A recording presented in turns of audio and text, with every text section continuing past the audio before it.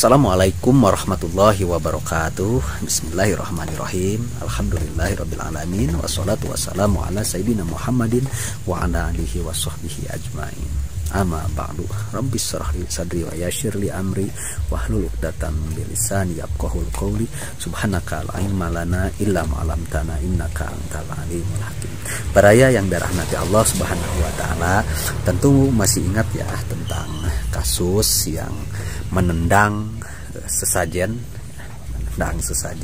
sehingga meramaikan dunia maya ya. Dan sekarang si pelaku sudah ditangkap oleh kepolisian ya, karena ya nggak apa-apalah, saya kurang tahu ya. Yang jelas sudah ditangkap. Tapi yang menyita perhatian kita ada seorang dukun ya, si Mbah Gembel atau siapa? Mbah Gembel ya, yang dukun yang menentang para ulama, menentang para habaib, menentang para ajengan, menentang para ustadz, para aktivis agama Islam, ditentang ya sama si Mbah Gembel ini ya. Kurang ajar nih si Mbah Gembel. Nah, belakangan ini ternyata beliau meminta maaf kepada seluruh umat Islam, meminta maaf kepada habaib, para ajengan, para ustadz. Apa yang dia sampaikan ya, hampir nangis-nangis juga di depan ngersa Kiai Haji Ujang Bustami Cirebon ya, si Mbah Gembel ini ya, yang sangat dia ini sangat percaya diri dengan kedukunannya, bahkan mendeklarasikan sebagai dukun cabul. Apa singkatan tuh dukun cabul teh naonnya? Nah, yang jelas ya, si Mbah Gembel ini cuman cari sensasi aja dalam kesempatan ya, ambil kesempatan dalam kesemputan. Mengambil kesempatan dalam kesempitan biar dia ini jadi perhatian kita. Udahlah, orang gila ya, jangan diladenin. Yang jelas kemarin dia sudah meminta maaf ya, mudah-mudahan si Mbah Gembel ini diberikan hidayah oleh Allah Subhanahu wa taala. Buat apa ya ngapain gitu-gitu ya. Nah, udahlah, kita hidup rukun aja, kita sebagai umat beragama saling hormat menghormati ya, tapi jangan kebablasan. Oke ya, itu ya. Nanti saya akan tampilkan juga video waktu dia memohon meminta maaf kepada ajengan, kepada para habaib, kepada ustadz, kepada umat Islam di depan Ujang Bustami ya. Ya, kasihan juga, takut kayaknya.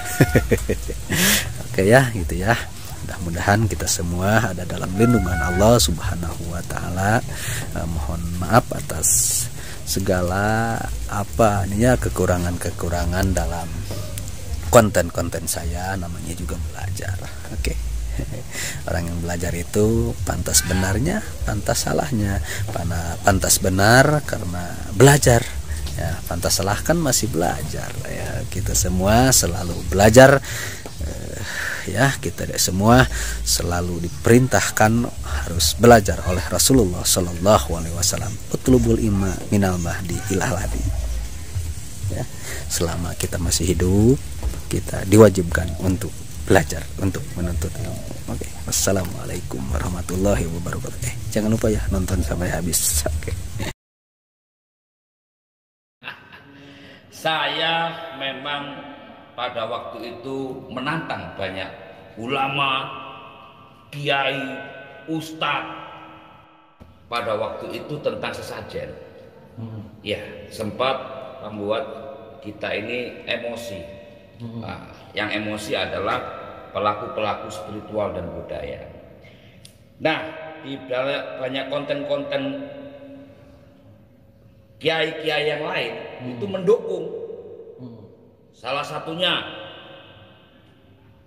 seseorang yang saya sebut namanya di sana di YouTube itu, saya sebut jelas-jelas namanya. Nah, maksudnya itu sih di luar daripada mendukung nih. Itu kenapa sih harus dibawa-bawa kiai ulama? Kan itu sudah jelas banyak orang yang tersinggung. Yang merasa ulama. Ya, saya tahu resikonya itu akan membuat banyak ulama-ulama, kiai-kiai itu tersinggung. Tapi banyak juga yang mendukung karena mereka tahu jalur saya itu sebenarnya ditujukan kepada siapa. Karena di situ saya juga jelas-jelas mengatakan bahwa saya Mbah Gimbal itu menantang melawan ulama atau kiai yang menganggap sesajen itu syirik. Tapi yang pro, kan saya juga ngomong mengucapkan terima kasih. Artinya yang saya lawan ini adalah orang-orang yang soalim lah gitu loh ceritanya.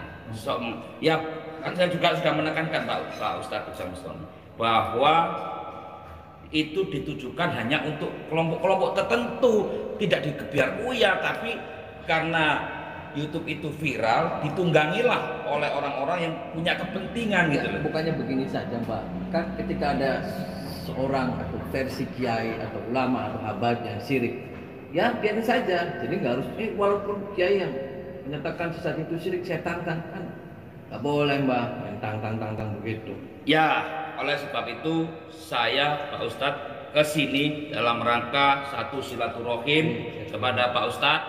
Kedua, secara pribadi saya Mbah Gimbal gentleman minta maaf kepada saudara-saudara sahabat saya yang seluruhnya beragama Muslim di Nusantara ini. Saya minta maaf bila mana kata-kata saya menyinggung banyak ulama, kiai, ustadz, dan yang lain-lain. Tapi sekali lagi saya Mbah Gimbal juga tidak akan menjabut omongan saya. Wong Surabaya nek wis ngidu ojo sampai dijilat lagi. Artinya saya akan tetap memerangi para ulama-ulama kiai-kiai yang radikal, yang mencoba memecah belah. Kita lihat banyak yang mengaku ulama tapi tujuannya selalu juga di khotbah-khotbahnya membuat huru-hara, memanas-manasi, tidak mempersatukan persatuan. Saya akan melawan dan saya akan minta maaf melalui Ustadz Ujung Bustami mewakili semuanya.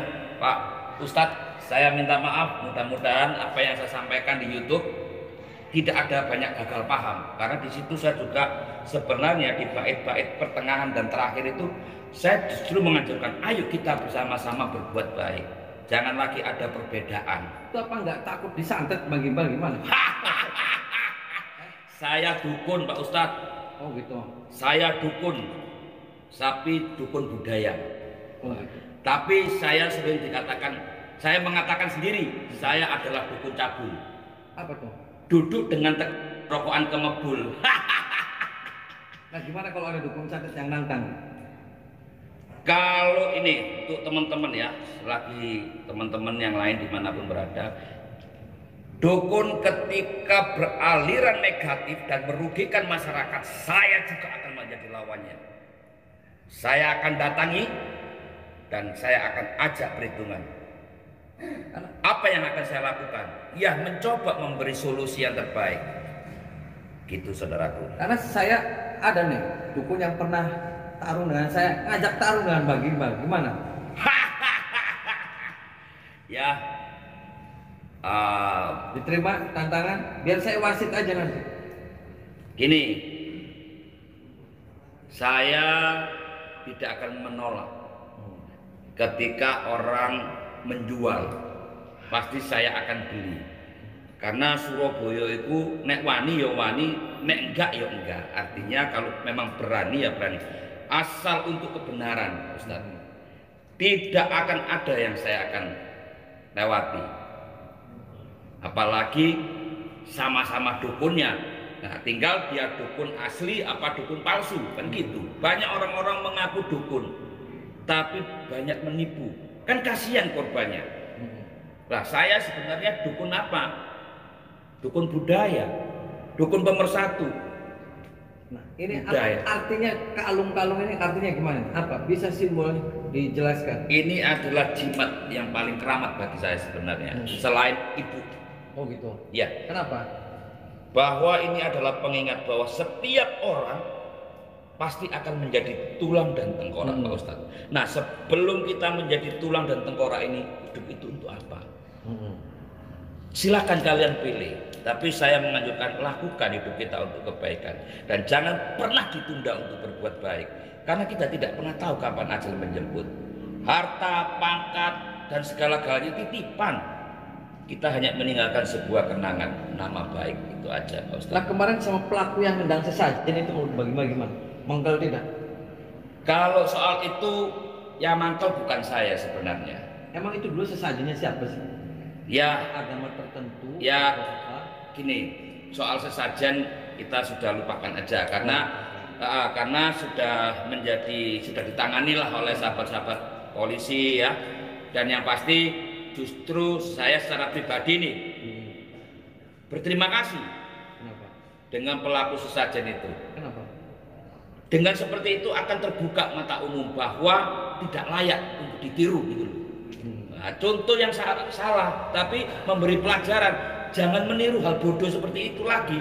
Tapi kalau saya sesajen dimakanin itu gimana? Sesajen dimakan ya nggak masalah. Sesajen itu dari bahasa pengertian orang Jawa itu sajian, sesuatu yang disajikan seperti ini namanya sesajen. Ya ini sesajen. Iya, sesajen. Sesajen buat bagi-bagi. Iya.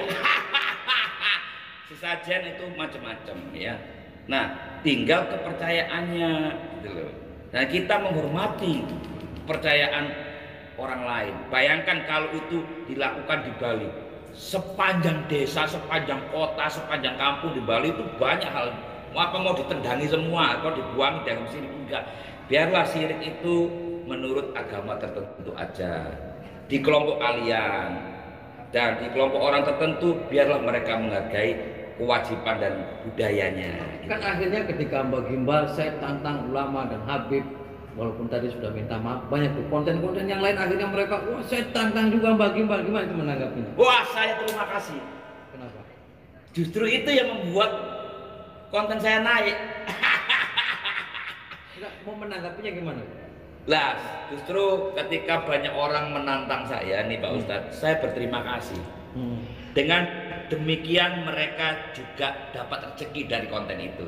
Kan ditonton orang. Walaupun itu akan menjadi viral, saya juga berterima kasih gitu. Dengan mereka mengunggah kembali wajah Mbak Gimbal ada di setiap YouTube ada Mbak Gimbal. Saya melihatnya, saya bersyukur bahwa mereka ternyata sayang sama saya dan mereka peduli. Saya ambil sisi positifnya aja Pak Ustadz. Dan saya tidak perlu meladeni. Kenapa? Karena mereka belum tahu siapa sebenarnya Mbak Gimbal dan apa rutinitas kehidupannya Mbak Gimbal. Gimana sih rutinitasnya gimana sih? Kalau rutin saya adalah setiap hari adalah pelaku budaya. Setiap hari saya melakukan kegiatan relawan peduli kemanusiaan. Di mana ada bencana alam, di mana ada kesulitan-kesulitan yang lain, saya selalu terjun dan saya nggak pernah dibayar. Karena apa? Saya harus membayar sebenarnya. Membayar apa? Kebaikannya Tuhan kepada saya. Saya diberi kelebihan, diberi nafas, diberi ya kesempatan untuk menikmati hidup ini. Nah, utang saya belum kebalas sama Tuhan. Hidung saya masih bisa menghirup udara segar, sementara yang lain pakai tabung. Nah, ketika saya melakukan bakti sosial kemana-mana, ke seluruh Indonesia, bahkan ke Singapura, ke Thailand, ke Malaysia, itu sudah saya lakukan sejak tahun 82. Lah sekarang aja tiba-tiba menjadi booming, itu pun juga tidak saya kehendaki, spontanitas. Nah kalau setiap harinya ya memang setiap hari kita ngisi acara budaya. Dan juga pada waktu saya berkunjung yang di Pak Ustadz tempo hari itu juga sempat viral. Enggak, masa yang bermeditasi apa sih yang dibaca nih Mbak Gimbal? Wah, doa saya sederhana. Apa itu? Pleketak goho, selesai. Apa tuh? Ya pleketak goho aja. Artinya? Ya pleketak nggak ada artinya. Oh nggak ada artinya? Iya, untuk menghibur diri aja. Nah sebenarnya Mbak Gimbal mandi tidak Mbak? Saya nggak pernah mandi, nunggu waktu yang tepat. Setahun berapa kali mandi? Ya kalau rutin mandi biasanya mungkin pas malam suro atau malam-malam Jumat tertentu lah. Berarti ngirit sampo, ngirit... Wah, ya jelas lah, yang mesti. Ngirit sabun. Ya. Itu yang jadi istrinya gimana? Bau tidak? Ya kebetulan istri saya nggak pernah protes. Walaupun istri saya katanya begini-begini nggak masalah. Terus apa yang disampaikan untuk sekali lagi untuk para kiai, para habaib yang dulu sempat bagi Mbak? Sampaikan sekali lagi Mbak. Oke, semua saudara-saudaraku, para tokoh-tokoh agama, baik Muslim maupun non-Muslim, terutama tokoh-tokoh habaib, kiai, ulama, ustadz yang kemarin sempat kepanasan telinganya, itu menunjukkan hati nurani kalian sebenarnya. Siapa kalian? Ustadz macam apa kalian? Itu bagian dari ujian iman kita. Ketika kalian menghadapi orang-orang seperti itu, apakah kalian meniru Kanjeng Nabi yang melakukan welas asih dan memaafkan orang lain? Bayangkan seorang kiai mendengar itu ikut-ikutan marah. Apakah pantas?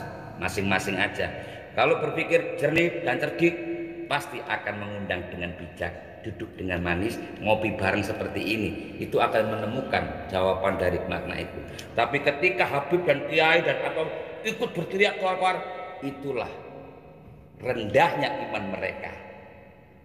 Tidak belajar dari Kanjeng Nabi. Kanjeng Nabi mau sholat diludahi, bayangkan. Bayangkan ya, seorang Kanjeng Nabi memberi contoh ketika disakitin, mau sholat diludahi, sehingga pada waktu beliau gak diludahi lagi malah menanyakan, loh yang meludahi saya mana? Sakit, oke lah nanti kita setelah sholat kita jenguk. Itu baru contoh yang luar biasa. Nah ini enggak, baru saya komentar ya, yang kemudian mereka menggoreng sendiri, mengartikan sendiri, padahal di bait-bait saya itu adalah ditujukan kepada kelompok radikal. Tapi ini digebiar uya. Tapi nggak apa-apa. Untuk membuat saya harus minta maaf, saya perlu minta maaf. Karena itu sifat satria. Satria sejati adalah penting meminta maaf, bukan ego, bukan harga dirinya. Tapi harga diri adalah ketika kita merendahkan diri di hadapan Maha Sang Pencipta. Itu adalah yang lebih. Yang penting NKRI. Harga di dada ini harus ada jiwa Pancasila. Sallu ala Nabi Muhammad. Ya, merdeka pokoknya. Tuh. Saya mau ngajak sholat bagi Pak. Ya siap, saya mendengar saja. Soalnya gini, doa saya itu sederhana Pak Ustaz. Apa? Biarlah hati saya yang mengetahui bagaimana saya berdoa. Karena kata-kata saya gampang ditiru orang. Pleketak goho, hujan selesai. Saya menemukan ribuan mayat, puluhan mayat. Doa saya sederhana seperti itu aja. Tapi kan Tuhan sebenarnya tahu tujuan saya apa. Termasuk ketika beberapa ABK tenggelam di sebuah kapal di pantai selatan, saya ke Ibu Ratu. Ketemu sama Ibu Ratu. Ketemu apa nggak ketemu, itulah perjalanan saya spiritualnya. Sehingga pada waktu itu laut bisa terbuka. Ada YouTube-nya dan ada yang menyuting. Saya sampai ke tengah itu nggak sampai basah, cuma sedengkul aja nggak sampai. Padahal itu kita sudah di tengah dengan beberapa sesajen yang kita bawa. Kayak Wiro Sableng. Ya aneh. Nah seperti itu. Apakah saya percaya dengan seperti itu? Saya percaya dengan goib. Goib adalah number one bagi saya. Dan saya selalu bersekutu dengan goib. Salah satunya Maha Pencipta. Maha Pencipta kan goib, ya, tidak bisa dilihat. Saya mau ajak sholat bareng, dengerin aja enggak Pak? Iya.